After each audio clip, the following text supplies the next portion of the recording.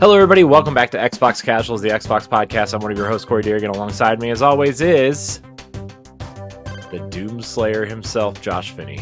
I like that a lot better. Yeah. I wasn't gonna call you an art thief on this episode. Please don't.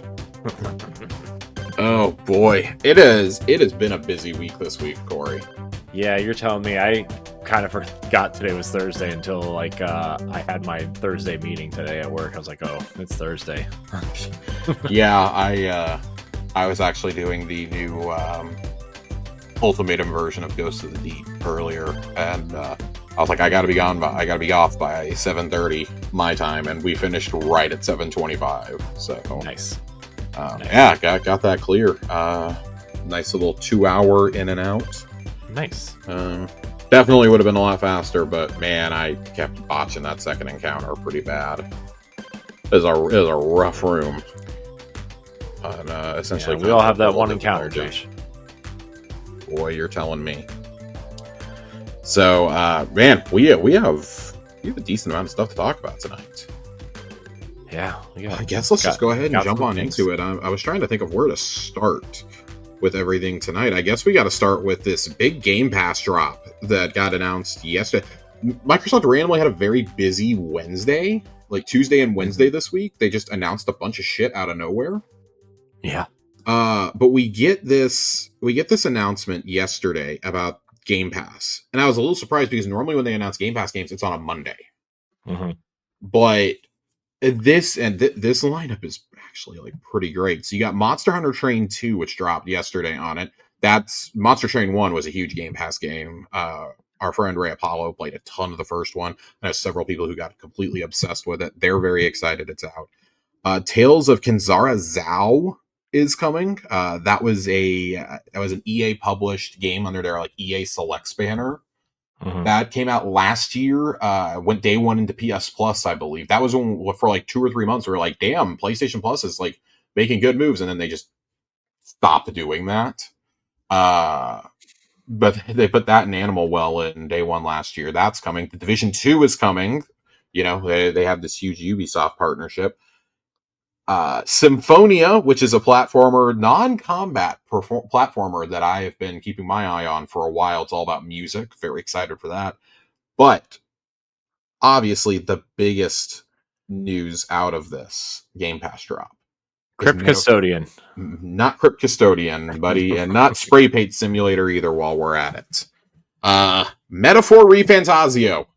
My game of the year last year, one of the best RPGs I've ever played, is coming to Game Pass, I believe next week. Is it next week? I want to find it. May 29th. So yes, next Thursday, this is coming to Game Pass, fueling the further rumors that there will be some Atlas announcements at the Xbox Showcase in early June. I'm a little surprised they didn't hold this one for the show. I think that would have been really big to come out and be like, hey, by the way, if you're really excited about Atlas games, Metaphor is on Game Pass right now. Yeah, that would have made sense, right? As like a follow-up kind of announcement to whatever big Atlas announcement's going to be there. Yeah, that would have been really, really interesting to me. And then leaving Game Pass, Cassette Beasts, Humanity, and Remnant 2. A little surprised that Persona 3 is still on there. It's been out for almost a year and a half now. And Atlas is usually pretty Johnny on the spot. About a year after they put a game on there, especially if it launches in there, they're yanking it off. Well, I wonder if they because the DLC came to Game Pass too, right? That's true. So, that's true. I wonder if it's a year from the DLC drop. It could be. And from everything that we know, Microsoft has paid a pretty hefty amount to make sure that these games get to not just Xbox, but on the Game Pass. I would say that their partnership with Sega has been probably their most profitable third-party partnership by far on Game Pass. Because, I mean, just in the last couple of years, you've had Persona 3, 4, and 5 launch in. You had Reload launch in. You had Persona 5 Tactics. You're getting Metaphor now about 8-9 months after launch. That's a pretty good window for it to be out, I feel, before you go start adding it. There have been a lot of rumors that we're going to get news about the Persona 5 mobile game. We did get confirmation it's coming to the West on June 26th last week. and it's up for pre-order on iOS and Android. But there's long been, and it's also coming to Steam. There's long been talk that it is going to come to consoles as well. I wonder if that'll be something at Summer Game Fest. That feels like a Summer Game Festy type thing to do. Yep, Jeff Keighley's birthday party, Persona filled this year. Well, and we had the domain name that got registered for Persona 4 Remastered. Mm-hmm. So, and from everything that I have read and understand, that is pretty much a foregone conclusion that will be there on June 8th. The other thing that's been picking up on Steam, a lot of people are just like, God, I'm just hoping that if they show us Persona 4 Remake, that's fine. But God, you have to confirm a teaser trailer for Persona 6 at some point. That has to come. It has been nearly 10 years since base Persona 5 released in Japan. I mean, essentially skipped the whole generation because it was a PS3 game. Yeah, it came out in 2016 in Japan, so about 9 years. But it pulled a Persona 4 on us. Persona 4 came out 3 years into the PS3's life cycle. Mm-hmm. And it was a PS2 only game. This at least had the decency to release on PS3 and PS4. Yeah. And then, of course, the typical Atlas bullshit did not have the full edition until October 2019, 3 years later. And that was still a Japan release. We did not get it in the West until COVID had already happened. Mm-hmm. So, but since then, they have done worldwide releases for games. Metaphor and Persona 3 Reload being worldwide releases day and date. Pretty important. So I would expect to see something. I'm going to say it like every time we have to do a prediction show from now until the time to actually do it. This is a prime opportunity. If you really are serious about this is the place to play RPGs, because man, listen, in the last couple months, you've had Avowed, you have had Elder Scrolls 4 Oblivion remaster. I'm willing to call it a remake at this point. There's so much done in it. The current frontrunner for Game of the Year for, I think, just about everyone under the sun, Clair Obscur Expedition 33, and now you're getting Metaphor ReFantazio coming over. Mm-hmm. Is there a better place to play RPGs right now? And the answer is no. All 4 of those in Game Pass, by the way. 3 of them launched into it. Mm-hmm. And then, you take into account the Atlas partnership that we just talked about. They have one with RGG, which is another division of Sega, that their games usually come to Game Pass after a few months. Kind of surprised Infinite Wealth hasn't done it yet after a year and a half. But that entire series up to Infinite Wealth has been on Game Pass multiple times. That I feel like that might be a Game Pass or announcement at the thing too, right? If they like confirm the next mainline Like a Dragon, I could see that happening. Or another spinoff. Yeah, they just did there's been rumors about Judgment 3, so it could be a deal. But isn't that actor like not allowed to be in it now or something? Yeah, you can find ways around it. Yeah. You got 2 Octopath Traveler games on there. My personal thing is, I think, and we'll do a full predictions pod next week, because that the next pod that we do for Xbox Casuals will be 3 days before the showcase. That's true. I didn't want to just spring it on you tonight and be like, hey, let's talk showcase. Now, there's as evidenced by this week, there's so much shit that can happen in the next 2 weeks. Also we'll have Summer Game Fest out of the way by that point. So that's happening that afternoon.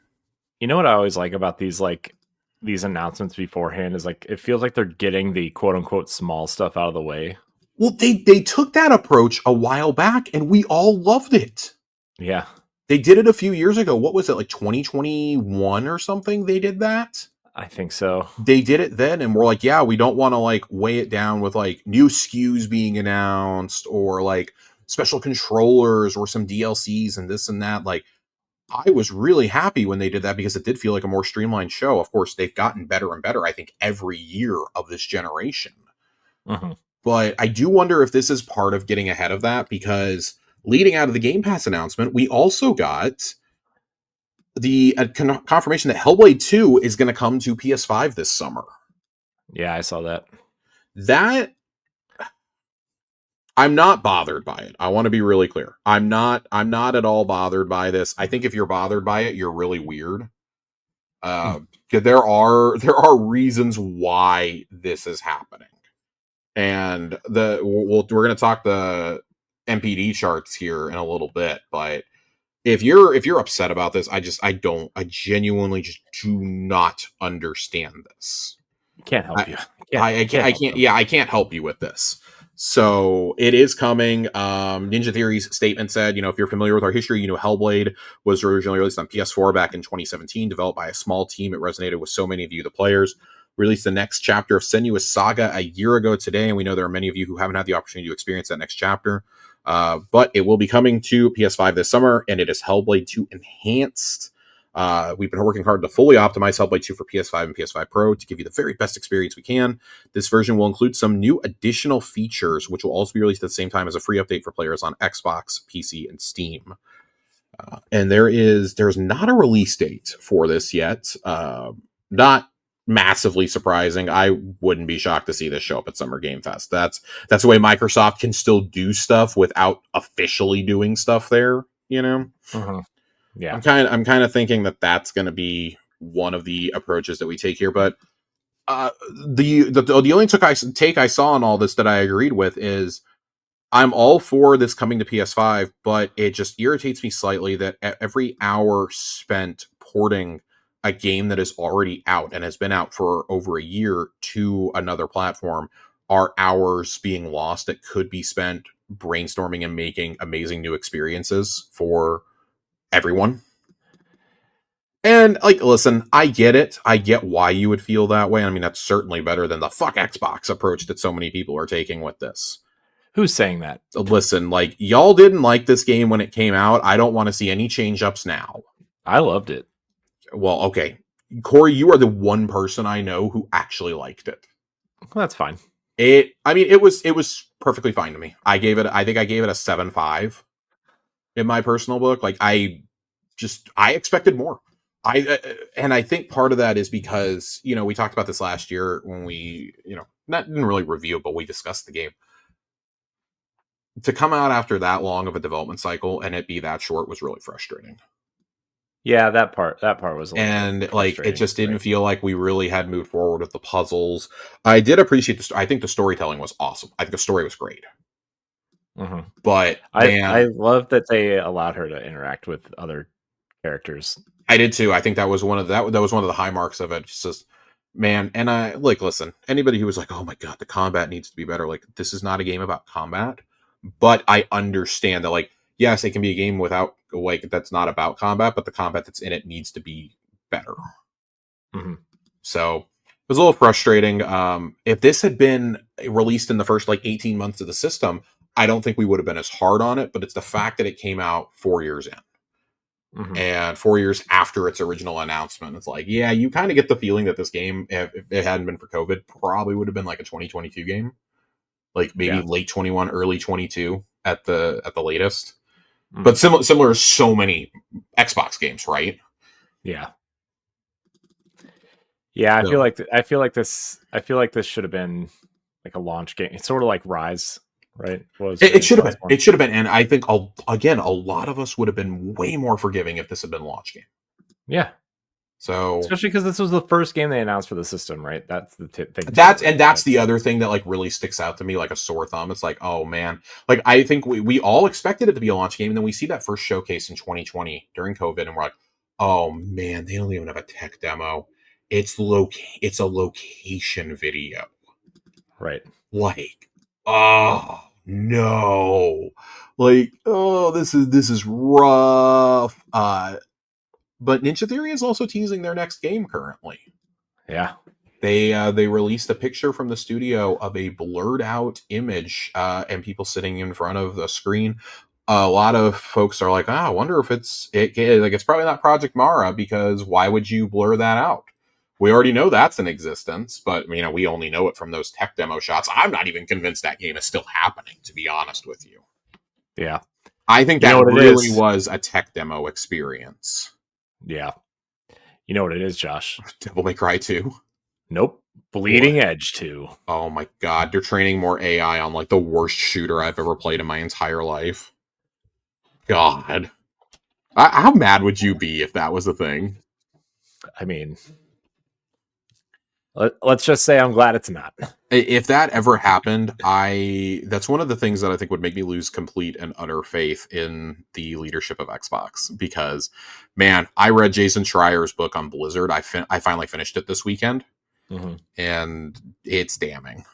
It's damning. Like Microsoft came in, and as we reported on the show, they came in and immediately laid off 1,600 people there. And one of the things they did was cancel that survival MMO that Blizzard had 200 people working on. Yeah, just insane. And basically it boiled down to, we have so many live service games either out or in development right now. It's like, yeah, when you're thinking of like survival games, like, listen, I think that if anybody could do a good one, it would be Blizzard, but it would have to be the old Blizzard, number one. Number two, think about how many online games Xbox currently runs. There's like a dozen of them. Yeah, there's a lot. And it's like, sorry, you own Minecraft. And Call of Duty. Well, I'm talking like in terms of just survival games. You own Minecraft. It's one of the most popular games in the history of the entire industry. It's wild. So, that's going on. I did want to read from these charts real quick. Let me pull up the Circana charts that Josh loves charts. I do love my charts. What the fuck tab did I put this in? Of course, it's gonna be the last fucking one I get to naturally. Here we go. So the complete Circana charts for the month of April. The amount of games that are on here in terms of dollar sales that Xbox publishes is staggering. We have never seen this. The biggest publisher on PlayStation. The biggest publisher on PlayStation, one of the biggest, if not the biggest publisher in the world. Here are the games that landed just in the top 20 alone. Just in the top 20 alone. Elder Scrolls 4 Remastered is number one. Number one, despite only being on sale for 12 days. It's number one and outsells the original game's first 15 months on the market. Granted, much different time, but this is a game that also launched straight into Game Pass. So that happens. You want to take a gander at what number 2 is on this list, Corey? Oh boy. I would say maybe Minecraft because of the movie. Forza Horizon 5 comes in at number 2 overall, jumping up 40 spots on the chart. Jeez. Minecraft comes in at number 4, jumping up from number 11. Digital sales on Nintendo platforms not included for that. And then at number 6, one of the biggest jumps I can ever remember seeing on the Circana charts. Indiana Jones and the Great Circle jumps up 112 spots to land at number 6 for the month.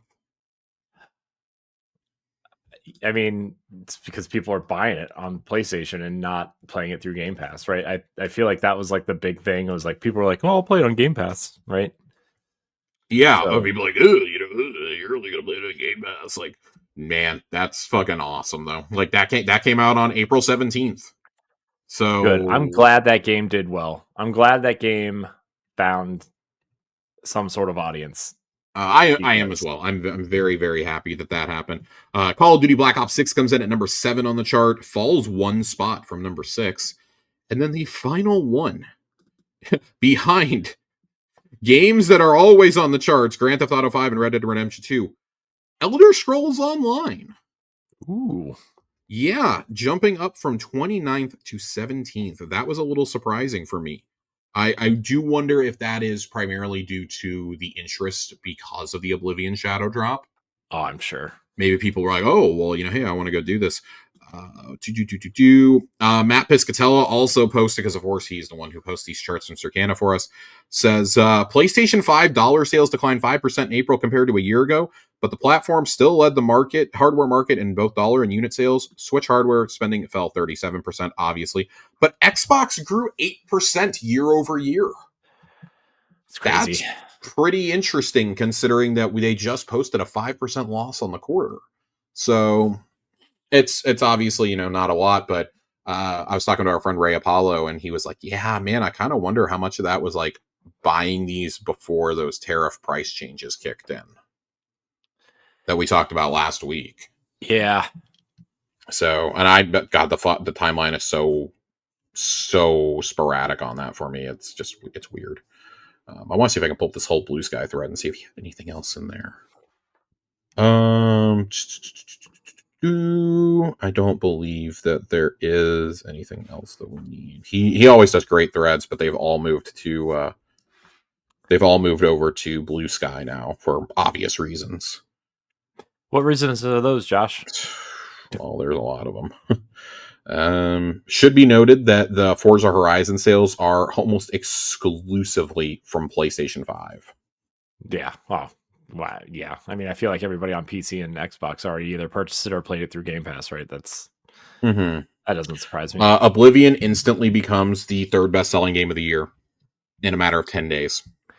Only behind Monster Hunter Wilds and Assassin's Creed Shadows. Yeah. All three of those are outselling Black Ops 6, by the way. Oh, yeah. I feel like Call of Duty like really dropped off this year. I do think that a lot of it was also on Game Pass. I mean, yeah. Like, I'm going to be honest, I think that that's been a lot of it, because Call of Duty normally has long legs because, people start picking up as it hits sale, and now they're kind of like, I don't have to do that. Yeah. So, also worth noting that these are, from the eShop, PlayStation, Steam, and the Xbox Store. That's obviously, it's not counting, if you're playing it through like anything else for whatever reason. So, I wanted to find what else I was looking at. Yeah, it's crazy how many of those are just Xbox published games. That is just blowing my mind. Yeah, it's crazy. It's pretty good for them though. I mean, pretty crazy. I mean, you can't say they're not doing well financially. No, you definitely cannot. You definitely cannot say that. In terms of most played games on things like PlayStation, Minecraft and Call of Duty still land in the top 10. Xbox, well, you can draw your own conclusions. On Xbox, funny enough, Elder Scrolls 4 Oblivion Remastered was the number 6 most engaged with title on the platform, behind Call of Duty, Fortnite, Minecraft, GTA 5, and Roblox. Jeez. So that's utterly fascinating to me. It also landed at number 5 on PC charts as well on Steam. Mm-hmm. Behind, again, games that we're not ultra surprised to see it behind. Yeah. So yeah, I just find that really, really cool. I think that's awesome. So yeah, that's great. Yeah. It's really good. It's really nice to see that. And it's just, God, I can't get over the PlayStation charts. I think that is the funniest shit. Yeah. 5 of the top 7 games sold on PlayStation last month were from Microsoft. So just continues to shock and astound. And I read something from Chris Dierig the other day that really had me laughing, because he basically, when these charts are coming out, he was like, man, Sony has got to be on their knees thanking God that Xbox changed its distribution model when they did. Because otherwise, like, there has been a compelling case, I think, over the last year of, if you don't have an Xbox, it's time to go get one. Oh, yeah. Yeah. But every one of these games, at this point, we can be like, oh, yeah, it's probably coming to PlayStation. Like Indiana Jones, Doom the Dark Ages, and, well, Forza obviously is part of that as well. Like, those 3 games are now on PlayStation. And you can make a pretty strong case that if they weren't, you'd be like, damn, if they have like another killer showcase this year, like, it might be time to invest in a late generation Xbox. And then, they went and raised prices and put everything on PlayStation anyways. So yeah, but also if they're going to raise prices to $80, like, Game Pass is still pretty compelling, right? Yeah, and like I'm not taking the $80 price tag literally. Like, I obviously there will be games at $80, but I don't think that that's a blanket statement of everything's going to go up to 80. No, I know. I think that like I've seen people overreact. Obviously, we've both seen it with the Switch 2 stuff. Randy Pitchford's out there saying real fans God, will pay I forgot to $80. pull that story up. Let's just address that right now. Fuck Randy Pitchford. Oh Like my I gosh. would say fuck anyone who is trying to justify $80 for a game right now in this environment that is not offering me like 300 hours of gameplay with it. Like you better be a gigantic game like Tears of the Kingdom or like GTA with GTA Online packaged in. Like those are two of the only premium games I can think of that $80 you could look at that and be like, "Yeah, I get it." Mm-hmm. That's it. And instead it's going to be a license for people who make half-assed games to charge $80. And that's not at all my thoughts on Mario Kart. I think Mario Kart's going to be a great game. It's just like of all the games for $80, like I guess I'm less angry about that being 80 than I would be if Donkey Kong was a game that'll probably take Yeah. me like 25 hours to complete. Yeah. Plus, I feel like they're going to support Mario Kart over the next. They will. I mean, and I've made my feelings perfectly clear. I think if you buy it in the bundle with the console, that is actually a good value. Yeah. That is a very good value. That being said, I think that given knowing what we know now, that should have just been the standard for like the first 6 months because you're almost certainly raising the price after this holiday season. I think that just should have been it. You know, been like, I hey, feel like that it, bundle's not going away. I don't think it is either. I'm just saying, going according to what Nintendo has said, it is going to go away. Neither one of us believes that. Look how Mario Kart bundles are everywhere. I But mean, I they do. remember when they first did the Mario Kart 8 bundle, and they're like, "This is Sure, limited to this holiday," and then they sure. sold it. It was literally the holiday bundle every year. Every single year. Every single year. Yeah. $80 games, man. Like outside of Call of Duty, I don't know what they're charging 80 for. You're not charging 80 for Outer Worlds 2. If you do, people are not buying it. I'm sorry. Mm-hmm. Not a fucking soul is buying that game for $80. And again, I think Outer Worlds 2 is going to be awesome. I'm really looking forward to it. I'm probably going to get 50, 60 hours out of it. You're not paying $80 for it. They're like the list of games I would spend $80 on is so fucking minuscule. I am now in the ultimate wait and see mode for sales, for discounts, buying it at my local mom and pop shop instead. Mm-hmm. Like Borderlands 4, I will play Borderlands 4, but I'm buying it used as soon as it goes to my local game shop. Well, Gearbox will not see a cent from me on that game. yeah. Plus, it'll be like $20 in like 3 months. Like when you're ready to play it, Sure. it'll be like $20. Sure. And like I'm even hesitant to buy it at a cheaper price because I don't want them to look at that and be like, well, people are totally open to $80 games and ignore the data in front of them, which we Mm-hmm. know they all like to do that. Mm-hmm. I don't want They to like do to pretend anything. when they sell that many, like 3 years later, they're like, "Oh, they all bought Yeah. it on day one for this amount of money." Yeah, I don't want to sit here and like be like, oh yeah, I don't want anything that I do as a consumer to be construed as I support this because I don't. Yeah. So anyways, that's my pricing rant for tonight. I promise that's it.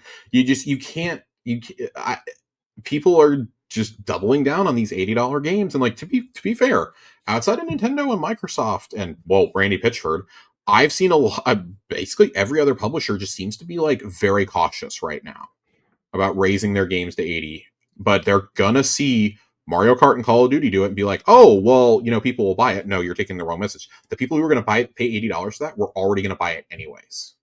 Mm-hmm. What you're not going to see is those games will lose sales, but it's not going to matter in the scheme of things because they're still going to be the most profitable versions of those games ever simply because of the price increase. We saw this with the cross-gen bundles for Call of Duty. Mm-hmm. So I am not... Whatever. It is what it is. You know what is good, though, right now, Corey? What's good, Josh? Xbox had another announcement yesterday. Xbox Retro Classics is now a thing. This is really fucking cool if you haven't checked this out. Yeah, I don't think I saw this. So Retro Classics, I want to go ahead and read this. So this is available for Game Pass members. A collaboration between Xbox and Antstream Arcade, available for Game Pass members globally. Starting today, Game Pass members can dive into a collection of 50 plus classic Activision games from the 80s and 90s, including beloved titles like Commando, Grand Prix, Kaboom, MechWarrior 2, and Pitfall. This initiative is a step in our commitment to game preservation and backwards compatibility, allowing players to experience many timeless games on modern devices. So they have different filters that you can click on in this thing. You can view all of them, or you can select by Amiga, Sport, Sierra, DOS, Activision, Super Nintendo, Atari 2600, and PlayStation X. Ooh. This is really, really, really cool. I thought this was awesome. This was an awesome announcement. It's, just the hub. You do stream the games, which I don't really love. But this is a very cool way to preserve these games. They also said on Xbox Wire, this launch is just beginning. Game Pass members can look forward to discovering additional games added from Activision and Blizzard, expanding the Retro Classics collection to more than 100 plus titles over time. We said repeatedly, they have said repeatedly, the backwards compatibility was going to take a while. They wanted to figure out a way to bring all of those classic games. It seems like they have at least figured out a solution in the interim. Mm-hmm. I'm not going to be naive enough to think that this is like the catch-all and like, oh, we're going to start seeing like games from the 360 added in here. But I do think that over time you will see N64, PS2, Xbox, 360 games, etc. added onto this. I do think you will see that eventually. My thing would be you probably will not see anything that requires a license. So no Marvel games. Right. I'd be extremely surprised. I mean, I could see like Rare's games popping up here, right? Or you mentioned N64, so like I was just thinking like maybe GoldenEye will pop up here at some point. They would have to change the actual definition of this, because by definition this is just for Activision Blizzard. That is what this explicitly is Activision Blizzard. So I'm not saying that won't happen, but when you already have Rare Replay, which is included with Game Pass, I just don't. Mm-hmm. I don't know if you'll see that here, but I do think this is a good vessel if they choose to expand the definition to include any past titles from people like Bethesda, Rare, just Xbox in general. Like, that is actually a great way, I think, for games that they never got to be backwards compatible to maybe do this. And I think this is another step towards we're going to make a handheld system. Yeah. This is another cog in that machine. This is them starting to figure out backwards compatibility. And it being limited to just Game Pass members, I don't love. I do think it will eventually open up, because if it is part of game preservation, you have to open that up eventually. Yeah. And I think for that reason, they're going to be very cautious about what they put in there, because they want to make sure they're pricing it appropriately and not charging you for like extra games. Yeah. You can't be like, cool. Oh, we're going to do DLC for this. Yeah. What would be cool is if they found a way to get like games like Fallout 1 and 2 on here, or that's exactly what I was thinking. Yeah, or like the original Elder Scrolls games or something. Yeah, I'm thinking that. I'm thinking the old Wasteland games from In Exile back when they were still Interplay. I'm thinking those. Yeah, or like the Black Isle games, or. Mm-hmm. And I mean, like, you already have things like Doom 1 and 2 available, and like the Quake remasters and stuff. Kind of wondering if those become a part of this eventually. Like, there is a lot of possibilities you expand it to be beyond just Activision Blizzard. Yeah. But I do think that needs to be the focus first, because that's the most critical part of preserving. Those other games are available to play elsewhere still. Mm-hmm. These are not necessarily. Yeah. And we already saw the Blizzard Arcade Classics collection like 2 months ago. And that's why I was a little surprised that this is its own app and those were not a part of it yet. Mm-hmm. That is being sold though. So I don't know if that's like maybe playing a role in this. But you've got that. You've got old Double Fine games like Grim Fandango can easily be thrown into this. But those are games they already sell, again, like as other SKUs. So yeah. Also, this could be them like you said earlier, like maybe testing this whatever emulator they're running underneath this, and like saying, "Oh, let's start with these smaller games first to make sure this works." And I mean, it's a 400 megabyte download, so we're not breaking the bank here. But they have shown they can do up to PS1 games safely. So I do wonder what this will look like. I also think this is an easy way to catch it all, so you're not scrolling through all these games every time you open up the Game Pass app. Yeah. This is a really good way to collect it. But when you open it up, it doesn't say Activision Blizzard Classics. It says Xbox Retro Classics. Mm-hmm.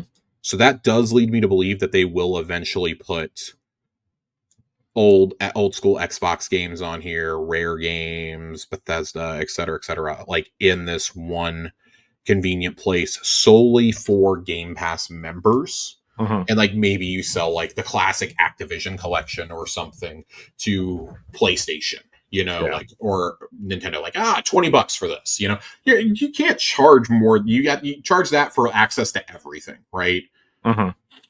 But I'm also not naive enough to think that, if they do this and they add Daggerfall and the original, like, or they add like Morrowind or something to this, like, that means it's going to show up on PlayStation too. Like, no, I think stuff like that they would keep to themselves. Selfishly, I think they would keep to themselves just so they're not having to try and like port that to other architecture. Like that is another feather in the cap for your argument of you can take your Xbox library with you anywhere. Yeah. And they make it clear in the announcement, they're like, oh yeah, you can just pick up a controller, you can hook up to your smart TV, it is on there, it's on the mobile app right away, it's on the web app, like it is just there if you are a Game Pass member. So I do like that. Yeah, this is cool. Kaboom, man. First video game I ever played was Kaboom with my dad on the Atari 2600. What a strange time. What a very strange time. But I do love that they have most of what's on here is DOS or 2600. So it's cool. Like, I think this is especially nostalgic for people who like grew up in the late 70s, early 80s. Like this is really, or who were born around that time, I guess I should say. And then grew up playing these games like you said, with like your dad. My dad knows some of these games, which is wild. That's my dad, who knows nothing about video games, knows probably more about these than I do. Well, while we're talking about mobile and we're talking about collections of games, The Verge is reporting that Microsoft blames Apple for the delayed Xbox mobile store. Wow. Big surprise. Microsoft President Sarah Bond revealed Microsoft was planning to launch a new Xbox mobile web store in July 2024, and that's obviously never happened. Microsoft filed a brief late on Tuesday night in support of Epic Games' ongoing fight with Apple's control over the App Store. The brief takes issue with Apple's attempt to overturn the injunction that allows Epic and other developers to freely advertise alternative payment methods in their apps and not have to pay Apple additional fees for purchases made outside of apps. The key ruling already has allowed Fortnite to return to the App Store in the US, complete with the ability for Epic Games to link out its own payment system inside the game. Microsoft has wanted to do this for Xbox prior to the ruling, but says its solution has been stymied by Apple. Court ruling makes it possible for Microsoft to now launch its Xbox mobile store, but it's clear the software giant also wants to ensure Apple's appeal against the ruling isn't successful. If Microsoft did launch its mobile store and then Apple won a temporary stay, it would have to pull that store pending the appeal process. Microsoft even notes that Apple makes no argument that the technical or policy changes cannot be undone. Court ruling also impacts the main Xbox mobile app. Microsoft has long sought to enable Xbox app users on iOS to both buy and stream games in the app from the cloud or their other devices. Apple's policies have restricted Microsoft's ability to offer these functionalities together. The injunction allows Microsoft to explore the possibility. So I do like that. They did roll out the ability to purchase games and DLC inside the mobile app last month, but could not do the remote play option on the Apple App Store, which is frustrating. I do not like that. Bond has also announced plans to let players purchase and play games within the Xbox app on Android in October. Feature was supposed to arrive in November, but Bond then blamed a temporary administrative stay for holding it back. So I think it's pretty clear it is partially Apple. I think Apple's the convenient straw man here. Yes, Apple is part of it, but it's also pretty clear that they are second guessing some of these mobile initiatives that they were going with. And I think that a lot of, like, they're still going to pursue cloud, obviously, but the tech just isn't there. Like, I'm sorry, specifically in North America and Europe, like, the broadband and the wireless capabilities just are not there yet. They're not. Yeah. And until they are in like 5 to 10 years, you're not going to be there. They're very early to the party, though, is the thing. So at least they're not going to be playing catch up on this front. But I also think that they started dumping more of those mobile resources into a handheld console of their own. I think they saw how successful the Steam Deck was. Because remember, this was in works long before the Steam Deck came out. They have been pursuing this for 8-9 years now. From the earliest time I can remember them talking about it, or it coming out. They were playing Halo 5 on the cloud at like trade shows and stuff, right? So Crackdown 3 is the one that I remember. They were showing, I remember Destin Legary talking about it, that he was getting real-time cloud demos of how the cloud was being used to generate the environments of the city in Crackdown 3. And that it was behind closed doors, like they were not showing this publicly. So I was like, oh, hey, cool. I bought into the hype. And then, like nothing came of it for like 4 more years. Yeah. So, and Crackdown 3 was dog shit. So, a little interested to see where this goes. Obviously, I'm way more invested in a Steam Deck-esque system or a ROG Ally-like system than I am about playing on my tiny-ass cell phone. Yeah. It's not the worst place in the world to play games, but man, there are better places, I would say. There are significantly better. Call me crazy. Call me crazy.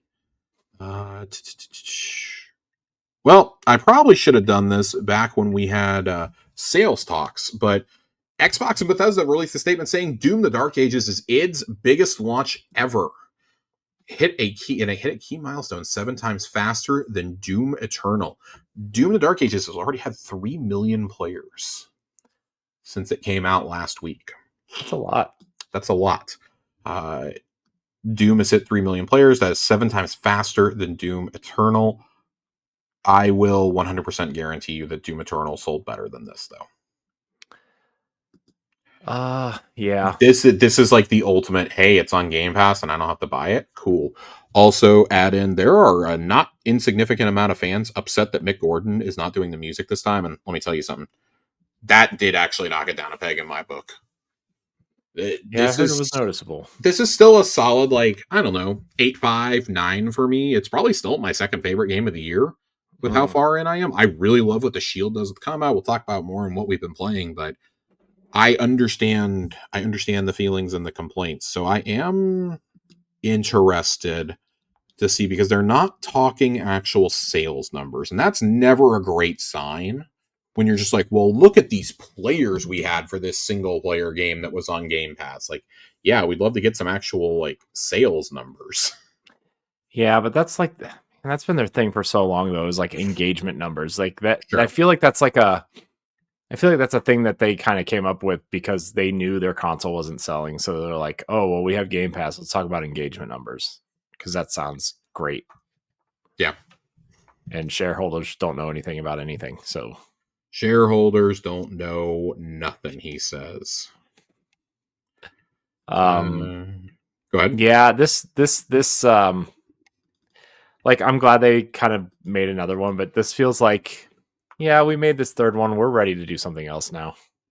Right? It's very good. I mean, Eternal's DLC ends on a very definitive note. Yeah. So this does bring the story of the Doomslayer in the 2016 games, and like they've even tied 64 in with all this. Like, it's great. But I do think we're running out of things to do unless you do another prequel leading into 2016. Which, I mean, we know we're getting story DLC for this. So I wonder if that bridges the gap or not. I don't want to see them just shift to Quake, though. Like, as much as I would love a new Quake game, I'd love to see id just make a new franchise. When's the last time id made a new franchise? Quake? Ooh, Brink? Oh, God, I forgot about... I tried to erase... Okay, maybe we don't want Rage? them to make a new... Oh, maybe I don't want them to make a new game. Jesus. It's gotta be one word that sounds kind of edgy, but not edgy enough to be good enough to be a game. God, I forgot all about Rage. That is just They made a sequel. I try to forget about that too, if we're being honest. But I mean, they did make Wolfenstein, Doom, and Quake though, so I can't be too upset. So I don't want them to make Wolfenstein 3, but I do hope Wolfenstein 3 is somewhere in there, man. I would prefer if we were going to get Wolfenstein 3 Machine Games supposedly has 2 teams, so watch, it's going to be Commander Keen. That's what they're going to make. They're going to make another Commander Keen game. Okay. Yeah, great. Jesus, I hope it's a mobile, kid-friendly platformer. Wait. I They did would. that already. Right. Remember when they announced that? I do. Oh gosh. It is worth noting that they published the original Hexen games as well, Heretic and Hexen. So maybe they do a revival there. Phil has said repeatedly he wants Hexen back. Yeah. I mean, That wouldn't surprise me. It wouldn't surprise me. Again, just like, man, that's such a good team though. Mm-hmm. I kind of just like them to make their own IP. So but I have a feeling that any new IP from them will be next generation. It will not be anytime soon. No. I hope it. So something that I hope they do, not this game in particular, but something weird and crazy with awesome weapons and cool, like something like Bulletstorm almost, but like good. Yeah. For lack of better terminology, good. Yeah. I was trying to think of a word, but that's a descriptive enough word that it works. People can fly, man. One of the most polarizing developers out there. Man. Yeah. I mean, yeah, we could talk 20 minutes about them, but I don't. Speaking of franchises People Can Fly has worked on, though. The Gears of War Netflix movie has gotten an update as the director has reportedly been chosen. David Leitch, and if that name is familiar to you, he directed Ryan Gosling's The Fall Guy last year and has also directed Deadpool 2 and was one of the main stunt coordinators for the John Wick series. Well, he knows stunts and violence. This could be really, really good, but I think it's probably going to be really, really bad. Knows violence, knows comedy, right? You got Baird and Cole in there. You do something cool. Also, I don't know if you saw this, but Dave Bautista posted that video again of him. I unfortunately saw that and I ignored it. So I feel like he's getting too old at this point, and I think he is too. If they were doing like Gears 4 and 5, it would be different. Yeah, but they clearly want this to be like the original Gears story.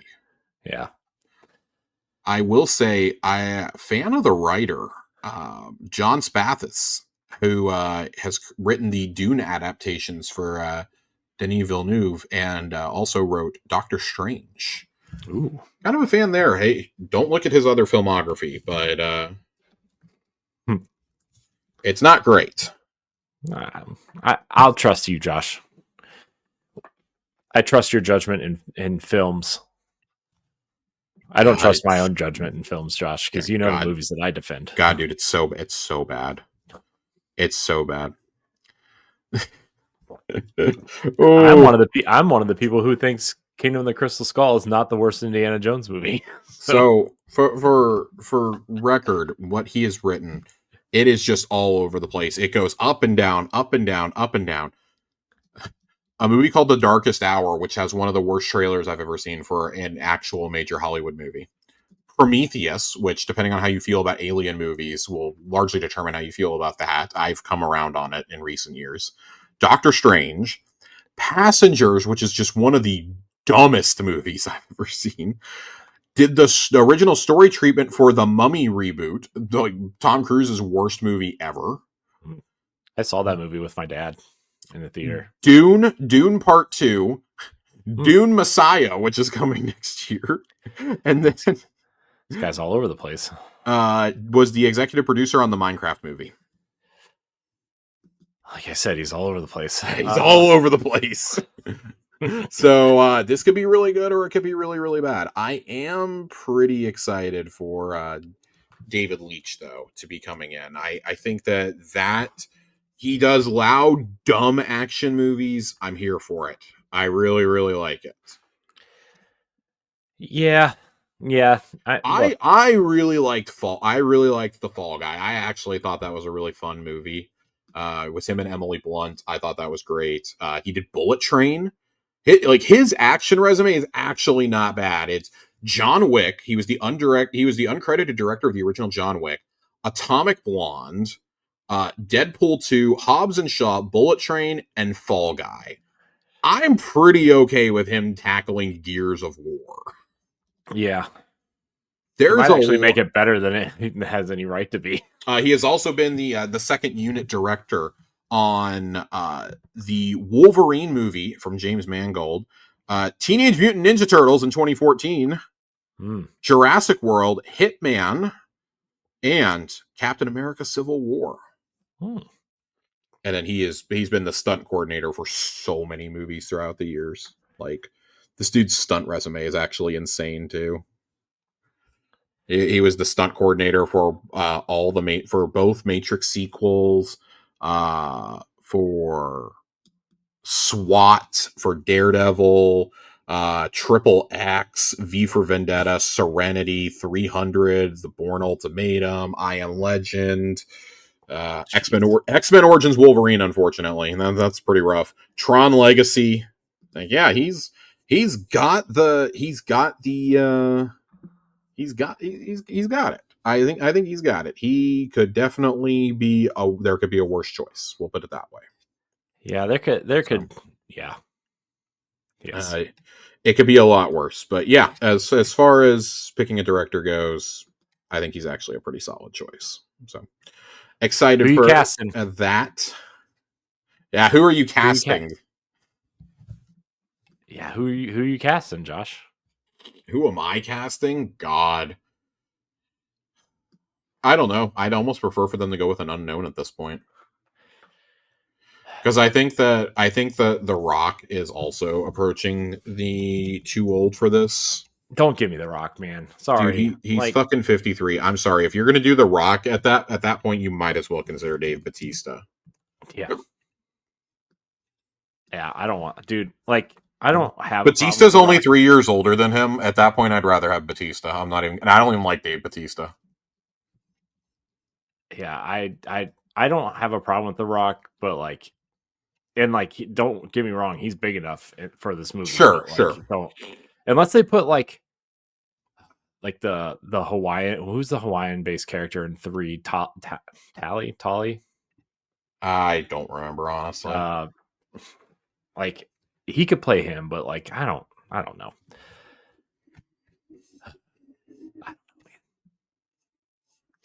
All right, moving right along. We also have a little bit more movie news. This came out just before we went live. There is an Elden Ring live-action movie coming, Corey. Yep, at A24. Someone big is directing it, right? Alex Garland is directing it. This is huge. He's huge the 28 weeks later, that guy? Yes. So Alex Garland. I want to pull up Alex Garland because he's got some connections to the gaming industry, believe it or not. You might be surprised to hear that. He started out as a writer before becoming a director, by the way. So he was the story supervisor for the Devil May Cry reboot from Ninja Theory. Yes. So he produced that. He wrote 28 Days Later. He wrote 28 Weeks Later. Did the rewrites on it at least. He wrote the Dread movie, which was awesome. I mean, and then he went on a pretty wild run after that. Ex Machina, one of the best sci-fi movies of the decade. Annihilation, one of the best sci-fi movies of the decade. And then he made Civil War, which I have a lot of feelings on. And I simply am just not going to watch his latest one. But he has also written the 28 Years Later sequels. So he's all over the place. He's also a very good writer, if I can be so bold as to say. It's bold move, Cotton. He was originally a writer. I do actually really like his novel, The Tesseract. I think that's really good. And also one other thing he's done that I really, really like, the only TV show he's ever worked on, Devs. He wrote and directed it. And I really, really, really liked Devs. That was, I think a very harrowing look at what technology could bring in our near future. It was very, very well done. I encourage anybody who wants a show that's really going to like just take you on a trip and make you really, really think. I think that is an excellent show. It's like 8 episodes long, but it's so heavy that like I could watch like one episode at a time and then have to stop. So I do really like Alex Garland. I think he's an interesting choice for this. I don't I don't love the idea of this. I think this as a movie is weird. I mean, what do you even do? I mean, it's like it's almost like the Zelda movie, right? Like your main character is like what do you It's do? so for me it's not even that. It's more of the Elden Ring lore is so rich. I don't want a 2-hour movie. I want an 8-part series. Yeah, I feel like that with a lot of games at this point, though, too, right? Like, Exactly. And this is the conversation I was just having before we got on here with a couple friends. That I like the idea, and listen, if anyone's going to do it, I'm really happy A24 is doing it because they're also doing the Death Stranding movie, and I think that's again another choice. But Death Stranding, I think, probably works better as an idea for a movie rather than a TV series. yeah, It would be like a lot of just Norman Reedus. This one, though, I really feel like this would have been the one that like you could convince somebody like HBO to go pick up and really throw a big budget at because they have a void. Well, I guess they don't have a void because Game of Thrones is still insanely popular despite how it ended. They have House of the Dragon, they've got Night of the Seven Kingdoms coming. If Amazon didn't have Rings of Power, I think Amazon would have been probably the place this lands. There's just nobody else that I would have trusted with it. I really think HBO is the only one I would have trusted a series with. Maybe Apple TV. Like, could you convince Apple TV to do a series on this? Probably not. Apple is terrible about promoting things, and their shows are already expensive enough as is without bringing any sort of revenue back. Disney's yeah. not going to make it. So it's just, I guess it really just frustrates me because this is the thing that like a premium network or streamer should be picking up to make. Mm-hmm. They should be tripping over themselves to want to make this. So Yeah. I'm very interested to see if this movie even gets made. I want to be really clear. I'm interested to see if this actually comes out because, man, the rumor kind of came out of nowhere and then it got confirmed tonight by Bandai Namco. So it's kind of wild to me. Also, just like Alex Garland is not a bad choice, but a weird choice for me. George R. R. Martin will be executive producing the movie. So It's not like he has a book series to write or anything, right? it also should be noted that 4 of Alex Garland's 5 movies have come from A24. Ex Machina, Annihilation, Annihilation was actually made by Paramount. Men, Civil War, and his most recent one, Warfare, that just came out. So his writing is totally different. Those are being written for Sony. So very, very, very, very, very interested here. I'm looking to see if we have a. He is writing and directing it, so I would not expect to see this anytime in like the next 3 to 4 years. I would expect this to be very, very. From Software have 2 or 3 games out by then. Yeah, like genuinely, you will probably see besides Night Rain, which comes out next year, you will probably see another Elden Ring before you see the Elden Ring movie. And that's not a bad thing. I want to be super clear. That is not a bad thing. No, because you're going to want to line up a product, right? Probably. If that even happens. I don't think you have to with something that's as popular as Elden Ring, funny enough. Elden Ring sold like 30 million copies worldwide. I don't think you have to line up a product. You're going to have that awareness no matter what. I think what they want to avoid is another Witcher situation. Where, yeah, you had a good first season and then it just went to shit from there. And Netflix just kept dumping money into it. And I think that's why Netflix isn't exactly lining up to make a series for this. Because, I mean, that's the other thing is, like, as badly as I want a series, I can only imagine that would probably be the most expensive television series ever made. So, it would be something. Now, I wonder if it is, because they don't directly say if this will be a direct adaptation of the game or if this will be a new adventure set in that world. I would imagine it's the latter. So, or maybe it's the story of what's her face, Melania. Yeah. Oh no. I've dabbled a little bit in the manga, and I really want to go read more of it because the little bit that I read, I really liked. I'm fascinated by the world of Elden Ring, even if the game didn't catch me. Mm-hmm. So I am very, very interested to see what we do here. We got a couple more stories to get to here before we talk about what we've been playing. This one's a little bit of a bummer. The game director of Avowed has left Obsidian for Netflix. Saw Netflix. Didn't they just close their one major studio that they hired so many people for? So it is worth noting that they closed their internal studio. She has actually specifically gone to Night School, the developers of Oxenfree, which is a huge get for them. Oxenfree and Oxenfree 2 are fantastic games. Yeah. This is a bummer. Carrie Patel, the opinion. one that I think a lot of us thought was like Josh Sawyer's protege. Yeah. Because she, for the record, she was there for nearly 12 years, contributing not only being the director for Avowed, but also was the senior narrative designer on The Outer Worlds and was the narrative designer on both Pillars games. So, also Night School also made After Party, which I really, really liked. So this is awesome. This is awesome. I think that she is fantastic. That is a big loss for Obsidian. Yeah, it's not. Yeah, I want to say that I think Oxenfree 1 is much better than 2. Oh, it is. It is. To be clear, I think that their games have been like declining. Like Oxenfree is the first one is a masterpiece. After Party, really solid. Oxenfree 2, not as much. And I think this is probably an attempt to inject some life into it before Netflix just writes it off. Mm-hmm. So I love the first comment I see on this news article where I read it.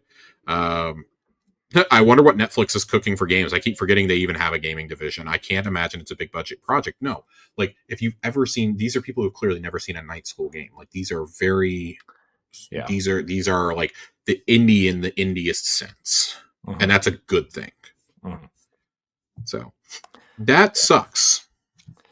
Yeah, it's I'm a little bit surprised, but also this could be a situation where she might go there and have a little experience running, like either help run the studio or like not just like a game director or producer or whatever, right? Like she can go, and then when Sawyer decides he wants to retire or step down or do something else with his life, maybe she'll come back and take over. I don't know. It could be one of those situations. Maybe not. What do I know? I don't know anything. I just work here. Yeah, we just work here, man. But yeah, that big loss, big loss. Yeah. I've wondered for a while if Sawyer would be the first one to leave, and he's not. He's still there. It's pretty clear that Obsidian is probably going to move forward with Brandon Adler being one of their big directors. He is directing The Outer Worlds 2, of course. Mm-hmm. Got his start on the New Vegas team, I believe, back in the day. So yeah, we'll see we're getting ready to see what they've got cooking on Outer Worlds 2 as well. So oh, yeah, they got the big direct right after the thing. And they got the big direct. So what? I don't know. I feel like Outer Worlds is like not that like people shouldn't be excited for it, but that feels like a choice to have a full on thing. I thought the same thing too, and I've tried to come to a rationalization on it because it was very weird that they announced that the same day that an IGN first started for Outer Worlds 2. That was really weird to me. I will go to my grave saying that I fully believe Fable was supposed to be the direct game. Yeah. And then they announced Fable was getting delayed. Really, I mean, what they probably didn't want to do Call of Duty twice in a row. They're trying to bring in a different crowd. Like, I don't know if they will have another game this fall. And if it's like a single player story game that's not a big RPG, they probably don't want it to have a direct. Let's be honest. Like, if Perfect Dark somehow comes out end of this year, beginning of next year, they probably don't want it having a direct. State of Decay 3, I think people would just turn it off. I'm going to be totally honest. Not that State of Decay 3 won't be exciting for people. I think they would just turn it off. Yeah. Outer Worlds 2, though, like, I think we forget because it's been 6 years. God, it's been almost 6 years since the first one came out. That game was so critically acclaimed when it came out. Yeah. It scooped up a ton of awards and nominations. Yeah. So I kind of get it from that perspective. It's been something that people have wanted to see for a while. It's really only been in full production for like 3.5, 4 years. Yeah. But it got a lot. It got a lot of awards. Like I'm sitting here looking at this right now. Game Critics Awards nominated it for Best of Show, Best Original Game, Best RPG. It won for Best Original Game. Golden Joystick's nominated for Game of the Year. Game Awards nominated Game of the Year, Narrative, Performance, and RPG. New York Game Awards gave it Game of the Year. DICE gave it RPG of the Year and nominated it for Achievement and Story. GDC nominated it for Narrative. South by Southwest gave it an excellent visual achievement and most promising new IP. British Games Awards nominated for Best Narrative. Like a lot of people liked this game. Yeah. So I'm very, very on board with this. And it also sold pretty well. So I like it. As of August 2021, had sold over 4 million copies. And this is a game that went straight into Game Pass. Yep. So, because this was the game Private Division published the first one coming out of the purchase. Because I remember they announced the purchase of Obsidian, and then like a month later at the Game Awards, they showed off Outer Worlds and had to do all this PR afterwards, saying like, yeah, no, Private Division is going to publish it, but it's going to launch straight into Game Pass. And that was kind of the first like big third-party game that we had, I think, that launched into it. Yeah. Even though like it wasn't technically third-party by that point, it was. But yeah, pretty good one. Pretty good ones. I know that people kind of like forget about it because Disco Elysium came out at the same time. Mm-hmm. And that took the world by storm, obviously, when it came out. Mm-hmm. Yeah, overall, pretty good scores. I mean, 85's Metacritic, except for the Nintendo Switch version, which we don't talk about. The Switch version has like a 65. Ran into a lot of the same problems with the studio that was porting that over, as other Obsidian games have run into, like the Pillars games. I got a couple more quick stories for us, so we're just going to kind of bullet point this. Witcher 3 Special Edition Xbox controllers, not collections, controllers are now available. They announced those today for the 10th anniversary. I was just talking about The Witcher last night with our friend Ray. And there is a regular controller and there is a Elite Series 2 controller. These look kind of awesome. Yeah, they're pretty cool. If I hadn't literally bought the Doom controller like a week ago, I would probably buy one of these. Yeah, they're pretty cool. Alas, I have bought the Doom controller and I cannot justify buying another controller right now because these bad boys are $80. Josh, why not? The regular controller is $80. The Elite Series 2 core controller is $170. That's and these are only available through the Xbox store on top of that. Yeah. It is. These are really nice controllers, though. I really do like these a lot. It's funny, I bought the Doom one because I've been using my 20th anniversary controller and I'm starting to get like some noticeable stick drift forming in it. Mm-hmm. And I don't want to ruin that controller. I want to like keep it intact. So I was like, damn, but I really wanted that Doom controller. I don't want to use that extensively either. To go buy a normal like white or black controller is $70 now. Yeah, but they're on sale all the time. Yeah, Amazon has on sale for like $35 and $40 all the time. Yeah, I just yeah, it's still annoying. I know. I was upset that I missed out. Verizon had them for like $35 last week. What? And I would have bought. Yeah, they were in like different colors too. Dang. I would have just bought like 2 of them and just stashed them away. Yeah, I wish I would have. Wish I would have known that. I need some. I need like 2. Mine are still from launch, Josh. So yeah, my launch one died finally, so I went to using the. Well, I don't have my launch one anymore. I was using the Halo one that came with the Series X, the Halo Series X, and I had the same fear, so I stopped using it. Went to using the white controller that came with our Series S because Chelsea never uses that. She has the Starfield controller she uses. Uh-huh. and that one started to die. So I went back to my 20th anniversary, and that one just has connectivity issues. Fuck. I am having terrible luck with controllers. I always said that the next time I bought a controller, I wanted it to be an elite controller, and I don't know if I'm going to make it that far. I'm going to be honest.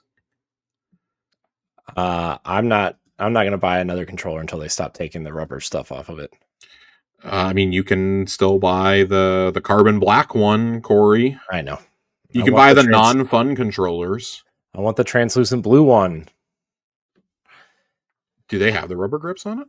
Yeah. Oh. It's the only reason why I don't own it already. Yeah, I'm probably just gonna have to like wait till Black Friday to buy a controller and just like hope. But the minute I see one on sale this summer, I'm buying one. Oh yeah, I mean you got to. If I'm gonna spend $60, it's gonna be in a color though. I'm gonna say that. Yeah, I thought about. I wanted a Design Lab one for a while too. But I also want one because they have the Fallout ones you can do. Yeah, but I keep waiting to see if we're gonna do a controller refresh or not. I know. I feel like there's gonna be like that mid, like with the haptics and like almost. I feel like that's gonna be something they announce in June at the showcase. Yeah. I feel like it has to be, right? Because they're already doing all that extra work in their development, right? Like, yeah, I'm gonna be just again. Then all the regular controllers will go on sale. Oh, dude, I would go out and buy like 5 of them. Not even kidding. I would actually buy the Witcher controller then because it'd be a steal. Yeah. There was a Warhammer event earlier today with updates on Space Marine 2, Warhammer Dark Tide, and the world premiere of Warhammer 40k Space Marine 1 Master Edition, which will come day one to Game Pass next. That game's awesome. Month. Yes, June 10th, coming straight to Game Pass on Xbox and PC. That game rules. If you like, even if you don't know anything about Warhammer like me, and if you like stuff like Gears of War or Binary Domain or whatever, like this game's awesome. These games love to come to Game Pass. Yeah. Good. Keep them coming. 40k Rogue Trader is on there. Dark Tide is still on there. Dark Tide was one of the first ones announced, one of the first games announced for the Series X. Yeah. What was that weird Doom one? Bolt Gun or whatever? Bolt Gun. That's what I was about to say. Bolt Gun 2 got announced today. Jeez. Yeah, Rahul Kohli is back. He also hosted this whole thing. So, yeah, a lot of stuff. So, Dark Tide, Rogue Trader, and Vermintide are all on Game Pass. Space Marine 1 is coming there. In the past, Bolt Gun has been on there. And there's been other ones that have been on there, I believe, over the years. There's also dynamic backgrounds that have been added for Bolt Gun, Space Marine 2, and Rogue Trader. Ooh. Yeah, they're really good. Talk about the franchise I did not think they were going to team up with that much on. I guess they were like, well, fuck it. We're going all in on Warhammer since Baldur's Gate 3 had so many problems on the Series S. Yeah. Jesus. I mean, look, if you're going to... If whoever's licensing out the Warhammer franchise is going to, serve these up on a platter. And almost all of them are actually good. They're at least fun. Like those being on Game Pass, it's just that's the perfect place for these games. These are the quintessential sevens. Like except for Space Marine 2, which was like a Game of the Year contender. Out of nowhere. Yeah. We do have one final story we need to get to before what we've been playing. We talked about this a lot on Xbox Casuals last week, so I don't want to spend too much time. This is Xbox Casuals, Josh. God, Tower Casuals. I'm so fucking tired, dude. I hear you. It has been an exhausting week. It's been an exhausting year, Josh. It's been an exhausting existence. But God, Marathon is just in so much trouble. We talked about this last week. We were still breaking it down as it was happening. Paul Tassi came out with an article on the 17th. And good God, this is rough. I don't know if you watched his video on it either, man. That was Tassi's video? Yeah. No. I didn't watch that, and I didn't watch Destin's video either. Destin basically just backed up everything that Paul said, from what I understand. Yeah. Wife's video was pretty bad too. I have not watched anybody else's. So Here's a summation of what Paul Tassi says in here. The public explanation for the art theft, one ex-employee taking things back in 2020, is the same one being given internally at Bungie. Sony and Bungie Legal are sorting through this, and there is unlikely to be any new information as all this continues to unfold. It's not clear how long an audit will take of the assets to remove or find any more plagiarism, as it's expansive enough process to have Bungie not even show any footage at all in its recent live stream. That live stream last Friday, by the way, is like, if there was a subreddit for people dying inside, Joe Ziegler and Joe Cross would be the front page of that fucking place. Dude, I hurt so bad for them, even though like I don't feel bad. I do not feel super bad for Joe Cross. You are the art director, and this happened under your watch. Also, you follow the artist that this was stolen from. That's pretty damning to me. I can't believe they still streamed. Like I can't either. I guaranteed A1 Johnny the night before that they weren't going to do it, and then they did it. Both of us were just like, oh my god, they're actually doing this. Oh my god. Ziegler sounded like he was going to cry. Yeah. Like, wouldn't dude, you imagine you come in to take over from Chris Barrett and then this shit happens. You left Valorant for this, by the way. Right. And I mean, like, man, every single chat I've been in about this game with people who actually played the alpha, they were like, the alpha was fun, but they're like, this game is DOA. You cannot, there's no way this game can release now. They're like, even if we played a game that was not feature complete, they're like, there's just no way. There's no fucking way we can put this out. Yeah. So I do not think it's making it out. We got more details here. It's definitely not coming out this year. Well, so morale is in free fall across all departments, and the vibes have never been worse. Everyone has the same concerns about what happens to Bungie as a studio if Marathon bombs, which is something they absolutely cannot afford. This is actually something I wanted to address because we got a question about this tonight over in Discord asking us if we were going to talk about this. And I want to read the exact question. Do you guys think Bungie will still be a company within the next few years? And what do you think will happen to Destiny if anything happens with the studio? We're going to save the Destiny part of that question for next Thursday. Yeah. But I will address Bungie as a company. And I got to be real. A lot of this hinges on Marathon. Mm-hmm. And that is not a good place to be in right now for them as a studio. We've seen the 2 rounds of layoffs they've done already. If Marathon bombs, they will absolutely have to lay off more of the studio. I think after this latest incident, this is the 3rd art theft in 18 months, by the way. Yep. This is the most damning one. This is the most large scale one. The others, at least you could pawn off on outside vendors. You can't do that this time because it's in the marketing campaign. It's in the fucking game. We have stills from the alpha proving it. It's bad. I don't remember the last, like we said last week, Philip Mewson was the last time that we saw something this blatant. Yeah. And that was an article, not a $1 billion. That was a lot of articles and reviews, but yes. Right. But I mean, like people's content. Yeah. Yeah. Like people's jobs aside from his weren't at stake, or like a studio's existence, right? Mm-hmm. Like, I mean, IGN caught a lot of flack for that for a good reason, but like, IGN wasn't going anywhere. It's not like Philip Mewson was like, the savior of IGN, right? Like, this is rough, and like like you said, we're going to talk about the Destiny part next week. I have thoughts about that. But like, man, this is damning.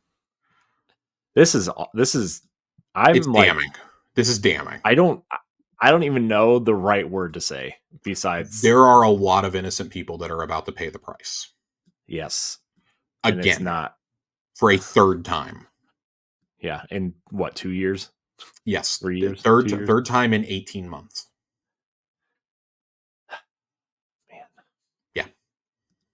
So this is rough. It's pretty bad. It gets worse. There are not even hints or jokes about a delay from the September release date internally. That being said, it is entirely possible, if not likely, those conversations are happening between higher-ups at Sony and Bungie. It is unclear what the plan to launch the game in a now actively hostile environment is, or how to even begin to turn this around. Some changes to future plans had already been made even before the plagiarism accusations, mainly as a reaction to gameplay footage in the now closed alpha. At the start of the month, Bungie pulled the plug on its main marathon marketing plan, which was going to have a new trailer in June, along with the launch of pre-orders. The whole campaign has to now be reworked. This kind of lines up with Jeff Grubb's reporting today that we will likely see a PlayStation State of Play or showcase in June. He's leaning towards State of Play. And that's, to be fair, like 3 or 4 different people who actually know what they're talking about all said that today as well. Which is fascinating to me that they're going to do this in June instead of like late May, like they've liked as of late for State of Plays.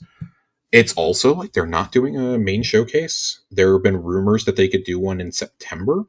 But Jeff said that everybody he tried talking to about this that he normally would clear State of Plays with were reluctant to talk about it.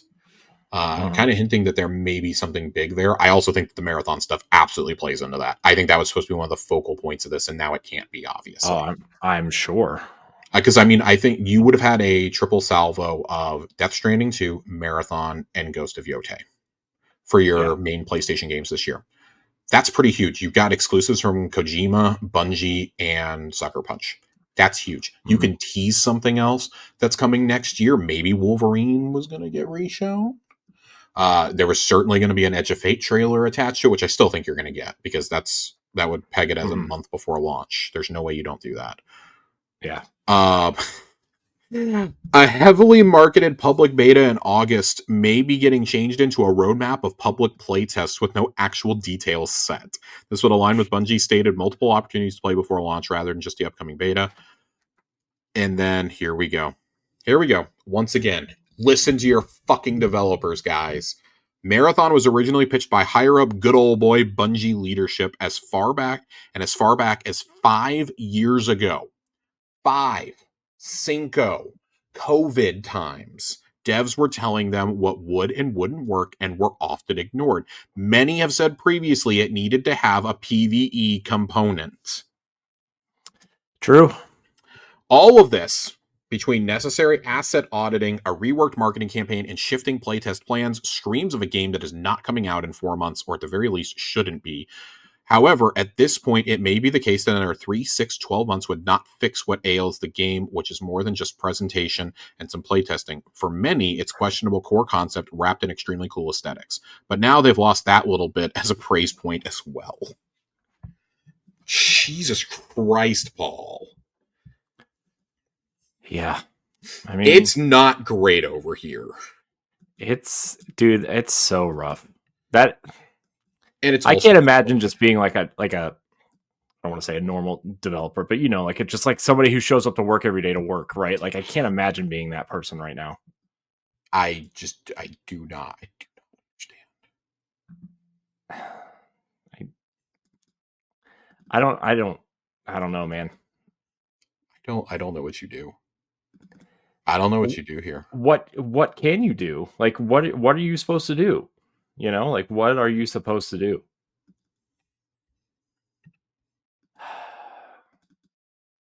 This is rough. This is really rough. I wish I had a better answer, but I just don't know what to say. What do you do at this point? You don't.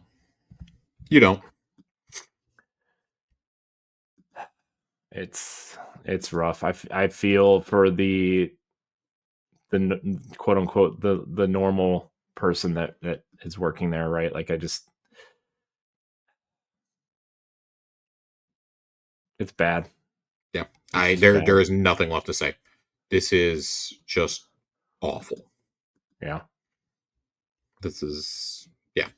I don't have anything else to say on this. We'll talk about it a little bit more on Tower Casuals next week because I'm sure there's still more that's going to come out on this. But it's not great right now. Not great. In happier news, Corey, we've both been playing the same game. That we have, Josh. That we have. We're in 2 radically different parts of the game too. You are definitely further than me. I just got to Act 2. Well, okay. I'll preface this. I have spent about 6 or 7 hours in Act 2, but I am just getting to the first story area because I unlocked the Baymax 2.0 and started exploring the world and trying to find vendors and enemies and stuff. Just trying to get a feel for the world after you get to cross the water, right? By the way, no spoilers, but Act 1 ending that way was a Yeah. WTF. This seems to be a common occurrence with Expedition 33 because I felt that way at the end of the prologue. I felt that way at the end of Act 1, and then the end of Act 2 is what finally sold me on. I got to the end of Act 2 when I couldn't sleep the other night. Is what finally sold me on going, okay, this is one of the best RPG stories in like the last 10 years for me. And that's a pretty loaded field. Like that is a field that for me includes The Witcher 3, Metaphor, Persona 5 Royale, Baldur's Gate 3, obviously. Mm-hmm. And I'd probably put Pillars of Eternity 2 up there as well. Mm-hmm. If Pentiment counts as an RPG, which it absolutely should, Pentiment would be in that conversation for me as well in terms of narrative. We praised Outer Worlds earlier. We praised Disco Elysium earlier. Like, that is a loaded ass field in terms of narrative. Yeah. But this is pretty safely in that conversation for me now. Yeah. I would say it certainly is the most emotional of those.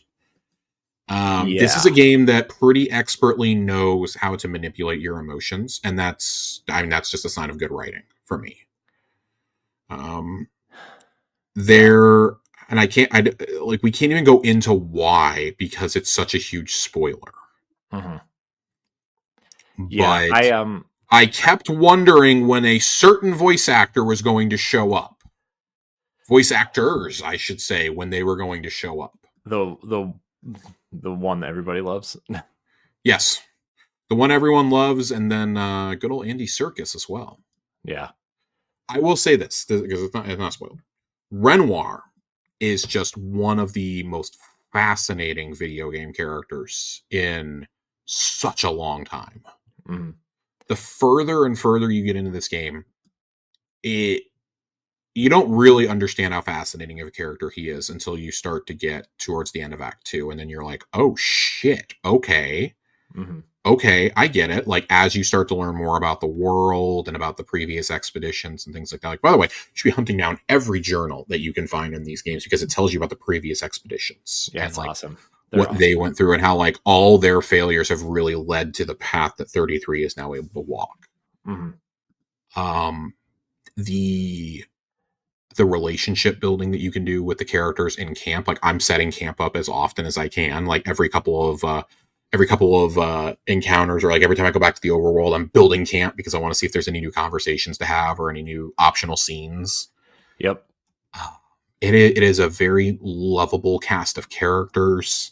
I don't think you've built the entire party yet. I think you're still missing somebody. I'm missing one person, I think. Okay. Because like at the you unlock we'll say new party member at the end of Act 1. Yes. And you have one more to go. Yes. Yeah, you're probably on your way to him right now because I think it's one of the first major story areas you go to. I think it is too. Because they where I'm at, they keep talking about it, and I'm working my way there now. I will say this: the final party member you get is just one of the most lovable characters. I love that character so much. It's such a fascinating character with what we know about this world. So my thought on this game is that we all go through this, right? A gaming slump of like we have our comfort games that we go to when we don't know what to play next, right? But like you try, at least for me, I'm like, what do I want to play? I don't know if I really want to play this. I hear great things about this, but I don't know if I have the time, right? And that was this game. I was like, I don't know if I have the time to sit down and play a turn-based RPG that, can be anywhere between 30 and 100 hours long, and, extra stuff in New Game Plus and all this other stuff that I keep hearing about. And I'm like, you know what? I'm just going to play it. And there are, let's say, 3 other games that have made me feel the way I feel about this game. Not necessarily in terms of like my favorite games of all time or anything, but just games that I just literally cannot stop thinking about all the time. Breath of the Wild, Death's Door, Nier Automata, and now this are the games that I'm like, I think about it at least once a week. And I'm like, man, that was a good Sure. time, you know? And so like, yeah, I'm like itching to, not that I'm like wanting the show to end like yesterday, but like as soon as we get off here, I'm gonna edit the video, let it process, and start playing. Right. Mm-hmm. And I love the battle system is so refreshing, right? Like just how active it is for a turn-based game, right? Keeps you engaged in the battles. I really love it. I love the I don't know if it's a spoiler or not, so I'm not going to say anything. But uh, yeah, just the different areas, like that second level area that you go into Mm-hmm. is so unique and fascinating. Like it's so unique that I don't want to spoil it for anybody, right? But like in the characters you meet and the little merchants, right? And The gestrels. yeah, and like oh, it's so lovely. It's so Yeah. refreshing. Like in this game, I mean, this game definitely has flaws, right? Like little things that usually bother me in games, like when the hair clips through a character, right? When you switch hairstyles on a character, like you see the hair clip through them. It's like, come on, you know, I don't need to see the back of your hair jet through the front of your neck, right? But I've had pretty rough pop in with the game also. mhm, Especially as you get certain travel abilities going mhm, forward. yep, Oh no, it gets way worse. I promise I'm you. sure I've seen some Yeah. of it floating around. I'm trying to stay away from spoilers, but I have Yeah. seen like texture pops, especially It on gets consoles, right? Like, ugh. yeah, there's a lot of texture popping in the overworld, especially. I've noticed some in the levels, but most of the pop in problem that I'm having is out there. My game has also stuttered in combat more than a few times, and it's actually cost me parries and dodges, which is Mhm, frustrating. mhm, So I don't love that. Like the tech some of the technical issues are what's really like starting to hold it back for me. mhm, But I mean, it's an incredible debut of a game. mhm. This is a game I would happily have spent $50 on. I actually probably will buy a copy of this game just to support the developer. Mhm. Just because I would actually really love to track down a physical copy of the game and buy it. I bought one. I have it on the shelf. I'm absolutely not buying the collector's edition. No, no. I mean, I bought Oh, an yeah, yeah, Xbox version of the game, yeah. like just I plan to. the 49.99 one. Yeah, I plan to. I thought about the collector's edition. I saw the price of it today because they announced a reprint of it, and then Uh huh. realized that living in the States, you have to pay tariffs, you have to pay import tax, and you have to pay shipping. And I was like, nah, I'm good. Hmm. I'm good. Yeah, I mean, it's what 119.99, but it's Yep. probably going to end up being like It's gonna be closer to $160, two it's gonna 70. be closer to 200 Yeah, when it's all said and done. So I'm like, nope, which I'm is good. compared to the collector's editions these days, still pretty cheap. But It is, uh, but it also like it did not blow me away, honestly. The yeah, collector's if edition.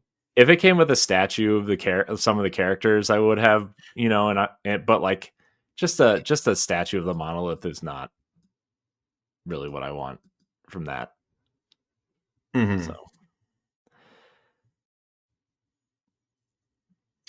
And then I have been playing Doom the Dark Ages.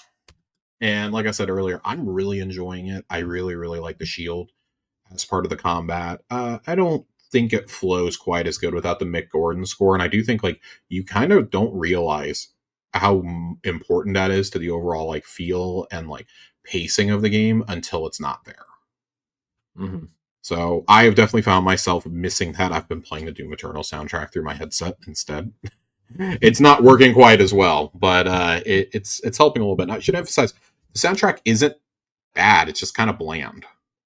It's Yeah, not what I expect from Doom at this point. yeah, So, because Doom really got like that, the reputation it has now, partially because of the Mick Gordon score mixed with the action. mhm. So, it's just a very distinct feel. It would be like, I don't know, I'm trying to think of a proper comparison, really.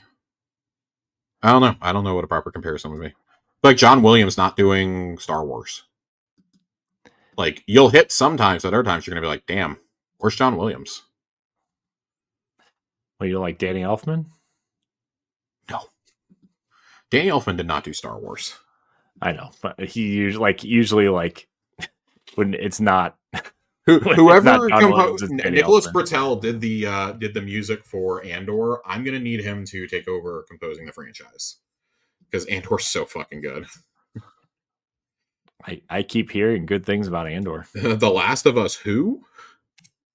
I'm kidding. Please don't take me literally. I watched the first 2 episodes of The Last of Us and have not caught up of season 2. I will eventually, but not today. I watched a lot of Andor this past week. So, big fan. Big fan. Big fan. Best show of the year. I loved season 1. Oh, man, I like season 1 a lot. Season 2 kind of just blows it out of the water overall. Yeah, everybody that I've heard say it's the best Star Wars maybe ever. The first arc is fine in season 2. It's fine. It's not bad. But the story not following Cassian, the 2 stories not following Cassian are way more interesting. Mm-hmm. From episode 4 to the end, though, it's just like every week I was stressed out. I haven't felt that stressed worrying about my favorite characters in a show like since I watched peak Game of Thrones. So it's high praise. It's very, very good, though. And like Tony Gilroy also, I really love that he came out after it finished and said, I don't want people to emulate this show. This is a unique feeling show. Like, you can use this as a benchmark for like, hey, this is the level of quality you should try for. Sure. But he was like, I really love that you can tell a story like this, but you can also have something like Skeleton Crew going on in this universe. He's like, which I've watched a few episodes of and I love. Mm-hmm. He's like, I think it's very cool. He's like, if I had a kid, I would absolutely be watching Skeleton Crew with them and not Andor, essentially. So I do like that. It feels like a Star Wars show for adults. Yeah. Rather than like for families. And that's not a bad thing, but I do think it's important for us not to lose sight of the fact that just like with superheroes, these are things that are mainly geared towards like families and towards like general audiences. Not everyone wants to watch, 30 hours of an espionage thriller essentially set in Star Wars. Like, but True. The same way that like not everybody wants to watch 4 seasons of Mando and Baby Yoda. So like, I get it. I totally get it. And I think it's really cool that we have stuff that can appeal to people on a larger level. And that's why I'm really excited James Mangold is doing like Dawn of the Jedi, because I feel like that's going to be a more adult-oriented film about the Force. Yeah. So that there's room for both to exist, essentially. Yep. So these side stories absolutely should do it. Like, maybe people still don't seem ready for that in the main series. We tried that once or twice, and look how it turned out. So, but it's good. I can absolutely. Maybe the next one will be different. Maybe Ryan Gosling will save Star Wars movies. Dude, I'm so excited. Get me out of here, Corey. I'm going to talk about Star Wars all night. Oh, man. All right. I want to thank everybody out there for watching or listening to this episode of Xbox Casuals. You can find us every other Friday on your podcast service of choice. Josh, thank you for your time, as always. Appreciate you. Everybody out there, remember to like, subscribe, share, rate, and review wherever you listen. Share it with your friends. Tell your teacher. Tell your kids. I don't know. Maybe kids shouldn't be listening to this show. I'm not sure. Whatever. I'm not a great parent. Everybody out there, thank you so much for watching and or listening. And until next time, we love you. Goodbye.